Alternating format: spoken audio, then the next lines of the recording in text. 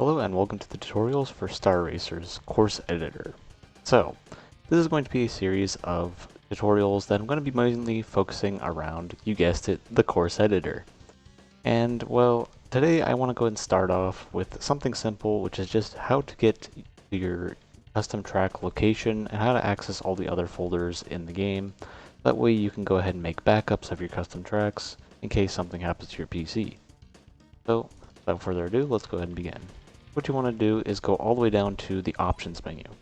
From here, go all the way to data, and down here at the bottom you'll see open save data folder. Upon clicking it, you'll see a folder that looks something like this.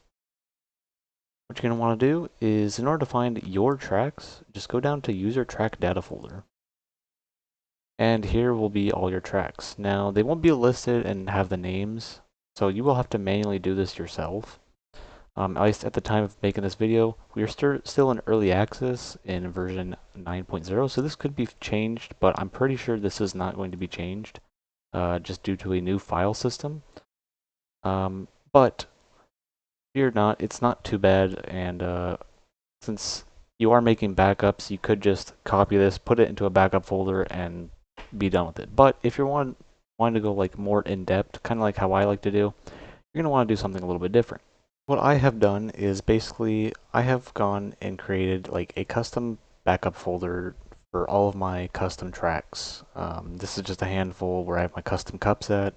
You can see some work in progress stuff here, but you can basically make a folder that has all your custom tracks in it and have it backed up and maybe put on an external hard drive if you want, or you can keep using Steam's nice cloud save if you like, but if you want to keep them, backed up in some way, in case something gets corrupted or whatnot, it's always good to back your tracks up, just in case something happens. So this is kind of how I have it backed up by cup for my set of tracks, and this is what the old file system looked like. It was just file text, and they had the names, but because they were moving to a new system, which they had to do for the Steam Workshop, this is what they look like before, and what they look like now is basically this. Now you can basically go ahead and one by one rename these.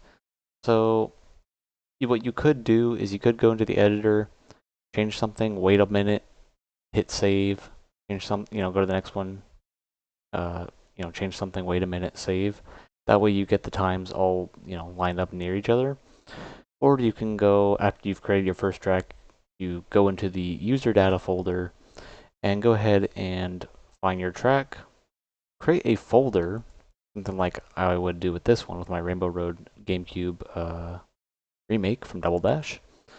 Create a folder, and then in the folder I placed in the track. So this is just something better to do to better organize it. So if you want to better organize it, this is a way to go about doing it.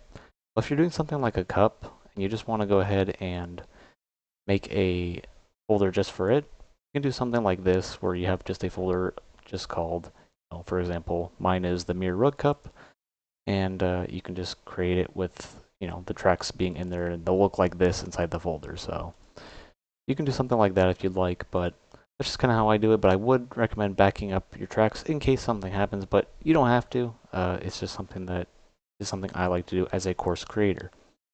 Now, if you want to access the dev tracks within the files, all you gotta do is go to track data, and here are all of the dev tracks, including the challenge courses and even the death race tracks.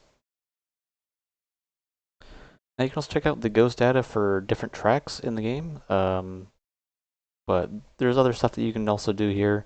A lot of these I wouldn't mess with. There even is your player profile, so if things go bad, you can fiddle with these things, but I would recommend not doing so, because deleting some of these can result into things not going right with the game, which means you'd have to verify your files again.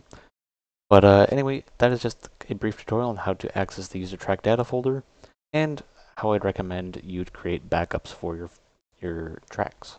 So yeah, that's going to be it for this tutorial. Hope it was pretty easy to figure out.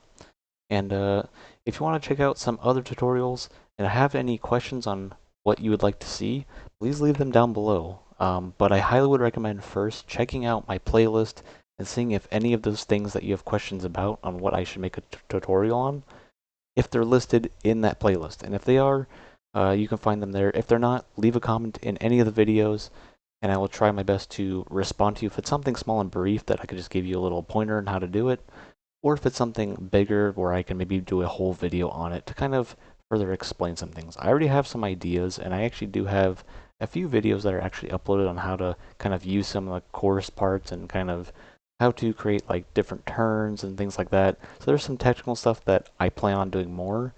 And again, if you'd like to see some things, leave them down below, and I'll start working on some of the videos and thinking about some of the ideas. But yeah, I'm very excited since the game is now going to be launching on the 28th. At the time of this video recording, it is the 16th of July. So July 28th is the 1.0 out of early access release for the game. So I highly recommend checking it out if you haven't. And if you are and you plan on getting course creation, this is the place to help you out because I want to help everybody out. Just make things easier because I know we all don't have a lot of time, and I want to make things pretty easy for everyone. So, anyways, leave your thoughts of what you would like to see next down below, and check playlists if you want to see if I've already answered some of those questions. So, yeah. Anyway, I'll see you in the next tutorial.